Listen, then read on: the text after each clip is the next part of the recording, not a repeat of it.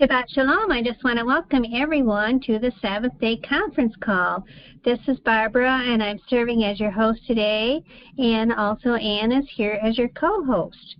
I just want to welcome everyone to go to our website, lunarsabbathday.com, for more information about the topic we're going to discuss today. And we did this same topic 2 years ago. You might have watched it in July of 2020, but I felt it was important to do it again and get it out to a lot more people. So the title is The Dragon and the Gregorian Calendar. Revelation 13 tells us that the Antichrist beast is empowered by the dragon to deceive the whole world. So they worshiped the dragon, who gave authority to the beast. And they worshiped the beast, saying, "Who is like the beast? Who is able to make war with him?" Revelation 13:3. The serpent and winged dragon symbols are seen throughout Catholicism, and they are found originating in ancient pagan cultures. Here is the dragon underneath this Pope. And the Bible warns us of Satan, the great dragon serpent. He deceives the whole world. So the great dragon was cast out, that serpent of old, called the devil and Satan, who deceives the whole world. He was cast to the earth, and his angels were cast out with him. Revelation 12, verse 9. Ancient pagan cultures worshipped images of the dragon and the serpent, and they all represent Satan. Dragon is a totem of Chinese nation, a symbol of China, and it has been the highest status among animals, deified by and sacred to the Chinese people. The divine dragon is worshipped by Chinese people, from emperors to ordinary people. And here's the quote for that, and I'll leave all these links below so you can look them up for yourself. Here is, on the left, is the serpent pyramid in Mexico. This is to show you all the ancient serpents and dragons from the pagan origins in the past. And on the right is the pan-feathered serpent god, and that's an Aztec god. There again on the left is the serpent pyramid in Mexico. And also the snake god, which I already said the serpent pyramid, but also this shows the snake god on this next picture. So why does the audience hall in the Vatican look like a serpent? You'll see the windows or the images on each side of this look like eyes, and it's meant to portray a serpent in the audience hall. And then up here in the front is the altar or the throne area for the Pope. This is what it looks like as a close-up. And it's the Vatican throne, the resurrection, and these symbols are pretty disturbing to look at. Scripture states that the beast receives his power from the dragon, which is a symbol both of paganism and Satan himself. In Revelation 12:9. Thank you. Go ahead, Ann. The great dragon was cast out, that old serpent called the devil and Satan, which deceiveth the whole world. Revelation 12:9.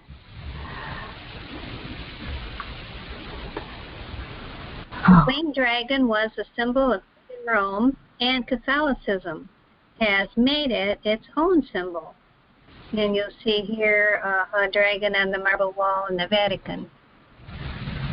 Even has a crown on the top of it.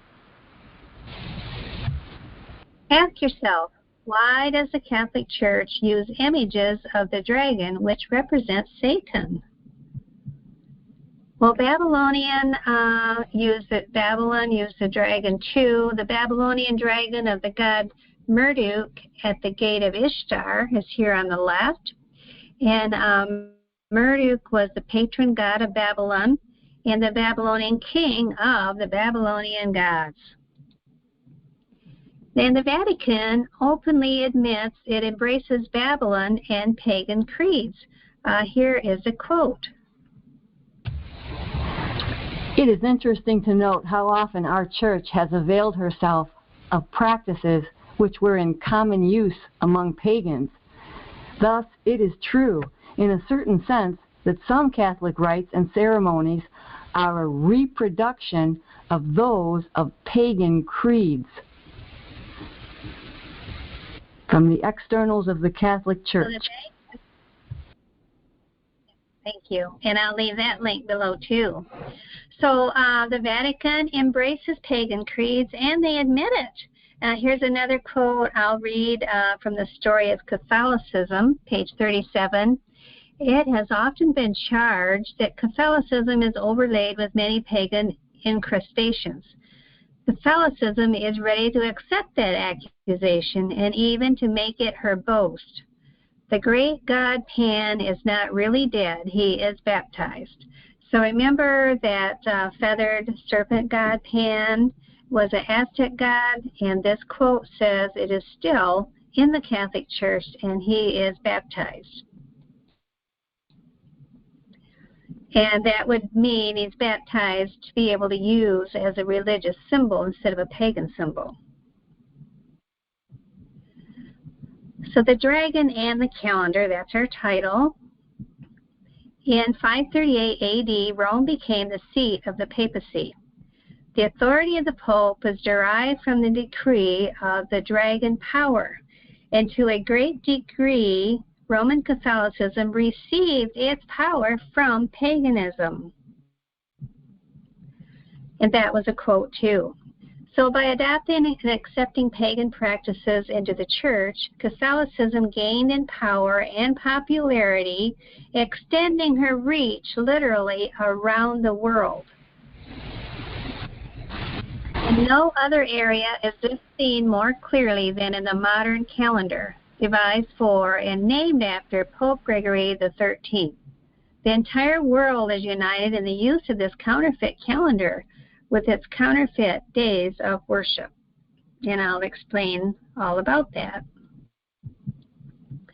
Well, through Pope Gregory's papal bull, the Roman Julian calendar was reformed and the Gregorian calendar was endorsed.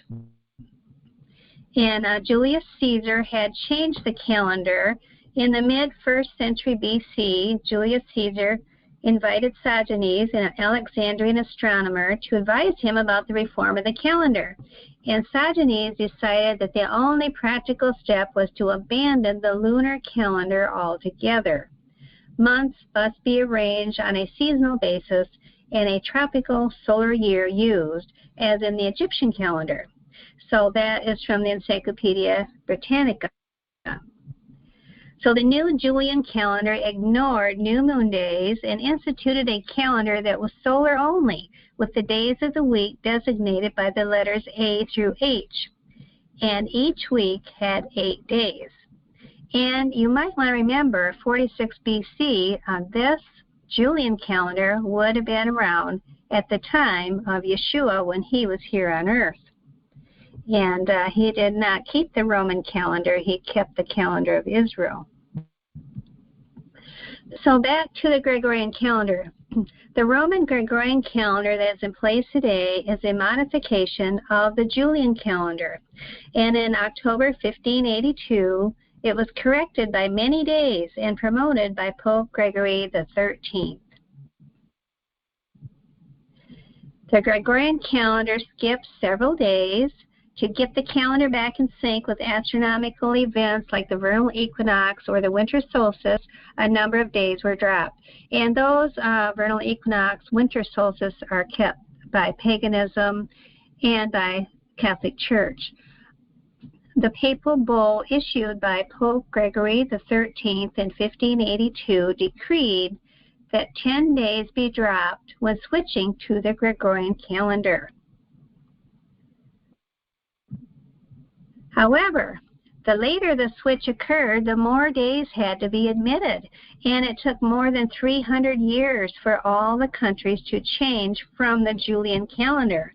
That means that later on in the early 1900s, when the United States finally adopted the Gregorian calendar, there would have been a lot more days to adjust than just the 10 days that were in the original 1582 calendar. The Gregorian calendar of today is a deceptive solar-only calendar.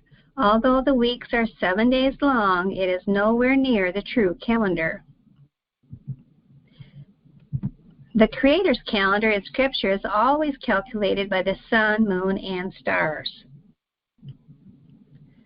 So what do historical records say of Jews about the Sabbath? Was it on a Roman Gregorian Saturday? Was their Sabbath on a Gregorian calendar? Well, this is a quote from the Universal Jewish Encyclopedia. The new moon is still, and the Sabbath originally was dependent upon the lunar cycle. And here is another great quote that I really like from the Catholic Church, telling how they changed Sabbath and feast days. It was the Catholic Church which made the law obliging us to keep Sunday holy. The Church made this law long after the Bible was written. Hence, said law is not in the Bible. The Catholic Church abolished not only the Sabbath, but all the other Jewish festivals.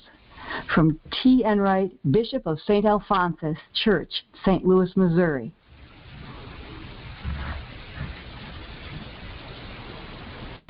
Dragon and Pope Gregory XIII. The dragon of Satan is Pope Gregory's symbol. Maybe you didn't know that. And he is the creator of the Roman Gregorian calendar. And there he is there with this calendar in 1582. Gregory XIII, the creator of the Roman Gregorian calendar, uses the dragon as his symbol. Here it is on both sides of him here, and I'm going to show more symbols. Here it is, the dragon in the coat of arms. This is from the lost tomb of Gregory XIII. And his coat of arms shows a dragon with a truncated tail, and that is an evil part of this imagery when you see a truncated dragon. Here it is again, the coat of arms of Gregory XIII. This is found in the papal artifacts. Here it is again on the Vatican, in the Vatican Museum with the dragon. And on the floor here, Gregory XIII, the coat of arms is again, and here it is, the winged dragon. So the Catholic Church states a dragon can be either good or evil, and there's no church teaching that says a dragon has to be evil. Dragons is not a cult, a hate group, or a secret society. The satanic dark Hydra dragon has 7 heads, and there's that quote.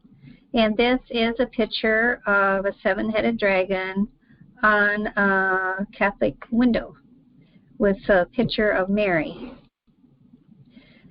So Pope Gregory XIII was also the Pope who, upon hearing of the wholesale slaughter of the Protestant French Huguenots, and that was known as St. Bartholomew's Massacre, he had a medal struck to celebrate the bloody event.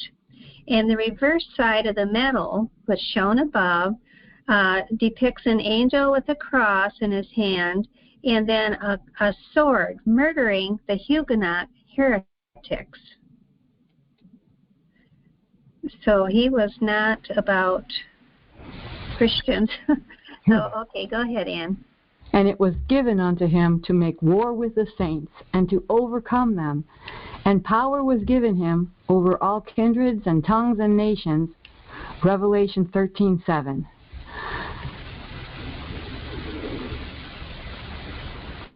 Here is the funeral monument of Pope Gregory XIII.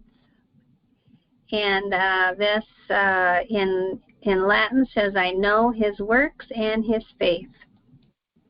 Here it is. This monument was made by a Milanese sculptor, Camillo Rusconi, between 1715 and 1723. And this monument represents the Pope giving his blessing on top of an urn bearing a relief showing the promulgation of the Gregorian calendar in 1582, when October 4th was followed by October 15th. Okay, so on each side of it, at the sides are the allegorical statues of religion over here on the left, holding the tablets of the law, and magnificence over on the right is a Roman soldier. And at the base of it all is a dragon, alluding to the heraldic device of the Campani family. And that is a Roman family well known for their symbol of the dragon, which Pope Gregory was part of. And here is the tomb of Pope Gregory XIII, celebrating the introduction of the Gregorian calendar. And it depicts everyone following him, and actually the whole world following his calendar. So here again is Pope Gregory XIII in St. Peter's Basilica in Rome. And in 1572, Pope Gregory XIII there, the dragon of Satan with his heraldic symbol. And all the world wandered after the beast, Revelation 13:3. The world's worship days are calculated on a continuous weekly cycle on a Gregorian calendar. That's a Gregorian calendar that doesn't have the lunar phases of the moon. It doesn't have any new moon days or phases. And all the world is keeping Saturday or Sunday or maybe Fridays for Muslims. The entire world is following the beast as they regulate the work days and holy days by a creation of the Roman Catholic Church. And since World War II, the entire world has been united in using Pope Gregory XIII's calendar. The sure word of prophecy warns us in Revelation. And it was given unto him to make war with the saints, and to overcome them. And power was given him over all kindreds, and tongues, and nations. And all that dwell upon the earth shall worship him, whose names are not written in the book of life of the Lamb, slain from the foundation of the world. Revelation 13:7 and 8. So all who put their trust in Jehovah will be preserved from this evil power, even if some are called upon to lay down their lives, as did the martyrs in ages past. Jehovah will give them the strength to endure, and in the great morning of the resurrection, they will be raised up, never more to hunger, thirst, suffer, or mourn. So Scripture says for us not to fear in Psalms 37. Fret not thyself because of evildoers, neither be thou envious against the workers of iniquity, for they shall soon be cut down like the grass, and wither as the green herb. For the arms of the wicked shall be broken, but Yahweh upholdeth the righteous, and forsaketh not his saints. He shall help them, and deliver them from the wicked, and save them, because they trust in him. Psalm 37. For the Sabbath day to keep it holy. We know that's the fourth commandment, Exodus 28. And Revelation 14:12 says, one of my favorite verses. Here is the patience of the saints. Here are they that keep the commandments of Yahweh and the faith of Yahshua. Revelation 14, verse 12. So the heavens declare the glory of Yah, the skies display his craftsmanship. To access more information about the Creator's calendar that's in the heavens, and to understand more about the false Sabbath or the Saturday or Sunday, please go to our website, lunarsabbathday.com, And thank you for being here today, and hopefully we'll be back next week. God willing.